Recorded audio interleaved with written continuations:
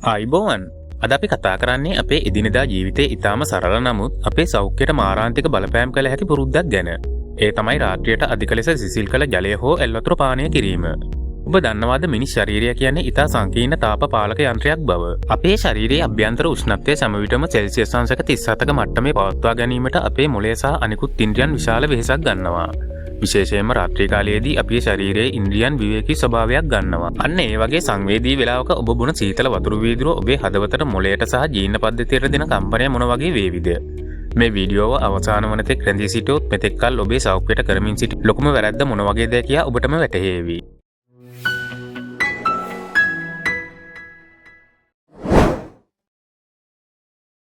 අපි සීතල වතුර උගුරක් බීපු ගමන් ඒක කෙලින්ම යන්නේ ආමාශයට. මම කලින් කිව්වා වගේ අපේ ඇඟේ උෂ්ණත්වය සෙල්සියස් අංශක 37යි.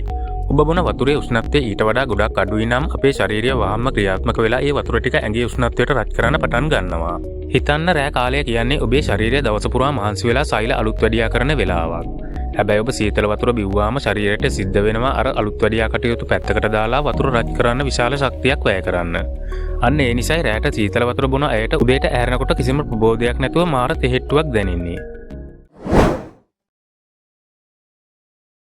ඔබ දැකලා ඇති තෙල් තියෙන භාජනයකට සීතල වතුර වත් කරපු ගමන් ඒ තෙල් ටික ඉටි වගේ මිදෙනවා.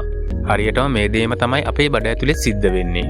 ඔබ රැට ගත්ත කෑමවල තියෙන තෙල් වර්ග මේ සීතල වතුර එක්ක ගැටුණාම ඝන වෙලා බඩවැල් බිත්තිවල තැම්පත් වෙනවා. මේකෙන් වෙන්නේ මොකක්ද? ආහාර ජීර්ණය වෙන්න යන කාලය ගොඩාක් වැඩි වෙනවා. කාලයක් තිස්සේ මේක සිද්ධ වුණාම තමයි බඩ පිපීම, අජීර්ණය සහ අනවශ්‍ය විදියට බඩ ඉදිරියට එම වගේ ගැටලු ඇති වෙන්නේ. ආයුර්වේදයේ මේකට කියන්නේ ජඨරාග්නිය නිවා දැමීමක් කියලයි. ඒ කියන්නේ කෑම දිරවන්න ඕන කරන ස්වාභාවික රසණය ඔබ විසින්ම නැති කර දැමීමක්. මේක තමයි තියෙන භයානකම කරුණ. අපේ බෙල්ල අසලින් ගමන් කරන වාගස් ස්නායුව කියන්නේ හෘද ස්පන්දනය පාලනය කරන ප්‍රධානම ස්නායුවක්. ඔබ එකවරම අධික සීතල වතුර බොනකොට මේ ස්නායුව ෂොක් වෙනවා.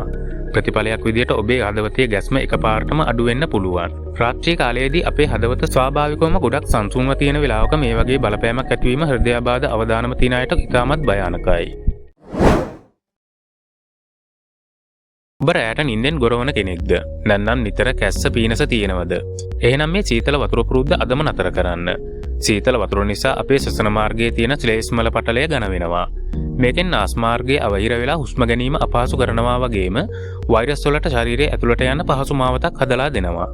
එතකොට රැයට වතුර බොන්න බැරිද? නැහැ. වතුර බොන එක අත්‍යවශ්‍යයි. හැබැයි බොන විදිය තමයි වෙනස් කරන්න ඕන. ඔබ රැයට මද උණුසුම් වතුර වීදුරුවක් බීලා බලන්න. ඒකෙන් ඔබේ රුධිර නාල ප්‍රසාරණය වෙලා ඇඟේ තියෙන විෂ ද්‍රව්‍ය ඉක්මනින්ම ඉවත් වෙනවා. මාංශ පේශී ලිහිල් වෙලා ඔබට ඊටාම සුවදායි නිින්දක් ලැබෙනවා. මේ ශරීරය කියන්නේ ඔබ ජීවත් වන එකම නිවසයි. ඒක රැකගන්න එක ඔබගේ වැඩක්. මේ තොරතුරු වැදගත් කියලා හිතෙනවා නම් තව කෙනෙක්ට බලන්න ෂෙයා කරන්න. ඔයාලගේ අදහස් පහලින් කමෙන්ට් කරන්න. මේ වගේ සෞඛ්‍ය සම්පන්න තොරතුරු දිගටම දැනගන්න නුදුටු විශ්වය අපිව සබ්ස්ක්‍රයිබ් කරලා තියාගන්න.